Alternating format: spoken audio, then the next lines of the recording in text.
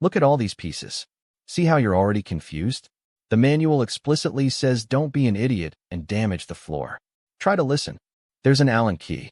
It's the only tool you get, and you're probably going to lose it within 5 minutes. Don't choke on the screws. This is a straight metal bar.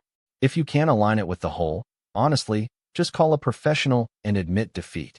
Yes, use the Allen key. Turn it right. Righty-tighty. Left is for people who want their bed to collapse while they sleep. Oh look, a diagram showing 2 people. That's because you aren't coordinated enough to do this alone.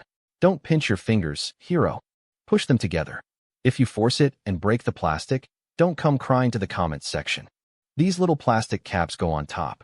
They're basically the hat your bed wears to hide how poorly you assembled it. 6 screws here. Try to use all of them. I know, optional is a fun word, but not here. It's starting to look like furniture. Try not to let the excitement distract you from actually finishing the job correctly. This is it, the final step. If the slats aren't flat, your back will hate you tomorrow. Congratulations on not giving up, I guess.